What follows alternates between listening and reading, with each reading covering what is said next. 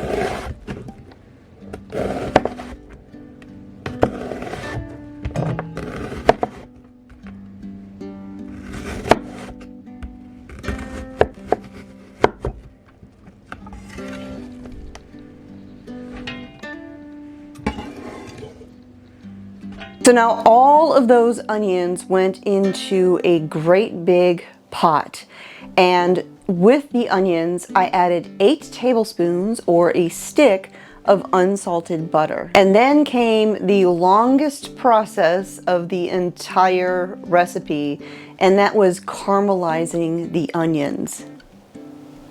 Now, for this many onions, it's going to take a really long time, and it ended up taking me about 2 hours to get all of the onions not only tender, but then also with a beautiful golden color. And of course, the longer you let them go, the more golden and the more flavorful they will become. Now on camera, the color didn't really seem to show up very well, but these were a beautiful golden color when I finished the process. They just cooked low and slow, and I stirred often so that they wouldn't stick or anything like that. And once they reached that beautiful caramelized and tender state, that's when it was time to make the soup. So to that, I added 1 cup of white wine,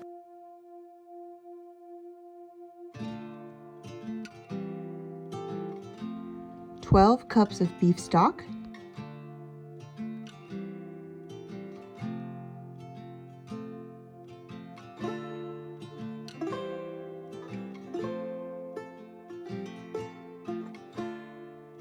2 tablespoons of Worcestershire sauce,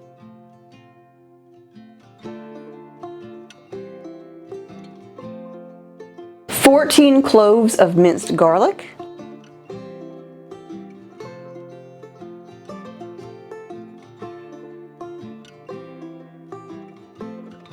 a tablespoon of salt. I used Redmond's real salt. You want a non-iodized version. 2 teaspoons of dry thyme.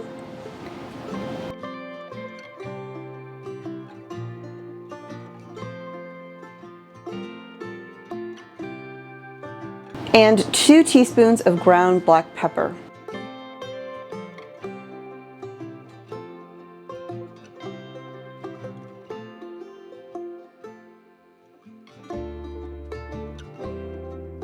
I brought the soup up to a boil over kind of a medium-high heat, and then I turned it down and I let it simmer for 5 minutes. Now, while the onions were caramelizing and then the soup was coming up to a boil, I went ahead and I prepared my jars. I needed 12 pint jars. Now, of course, you can can this in quarts as well, but because it's just Mr. Smith and I went ahead and I did it in the smaller portions. I can always open up 2 jars if I need more, but generally a pint is perfect for just the 2 of us. So I washed all the jars, I inspected them for any sort of flaws or damage, especially around the rims. And then I put the jars into my canner to let them begin warming up.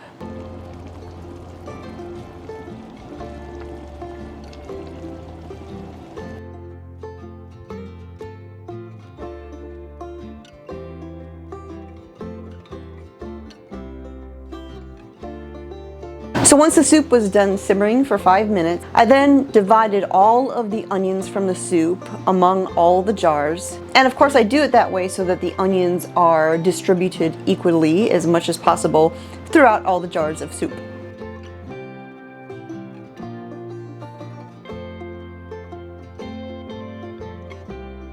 So I ladled in the broth, leaving a 1-inch headspace, and I put half a bay leaf in every pint jar. I used a chopstick as a bubble wand to remove any bubbles in the soup. Wipe the rims of the jars with a damp cloth dipped in white vinegar. Then I put a lid-in ring on and into the canner.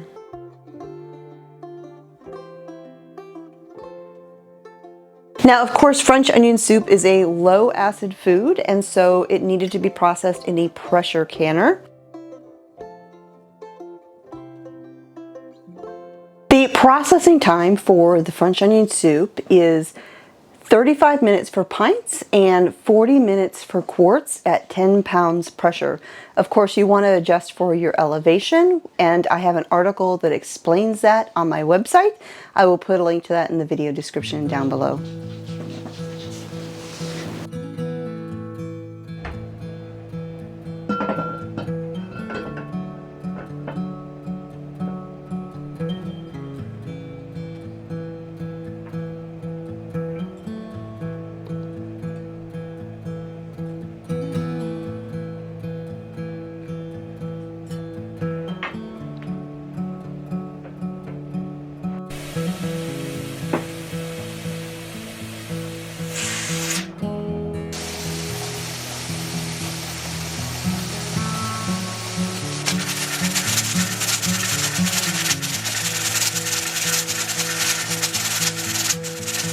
After the jars were done processing, I let them sit on the lined counter overnight, and the next day I went ahead and I removed the rings, checked the seals, washed off the jars because, you know, you always want to make sure that your jars are clean before you put them in the pantry. Even though I tried to be pretty diligent about the headspace in the jars, sometimes there's some seepage. And so by washing the jars, you've got nice, clean, tidy jars that are going in there. You don't want to put anything into your pantry that might draw some pests. And so that is it as far as processing the soup. Now to serve this, I would just empty the jar into a saucepan, warm it up, and then top it with a toasted slice of baguette or some French bread, and sprinkle it with some shredded Swiss or Gruyere cheese. So that's it for today. Thanks for hanging out with me here in the homestead kitchen. My name is Constance from Cosmopolitan Cornbread, and I'll talk to y'all next time.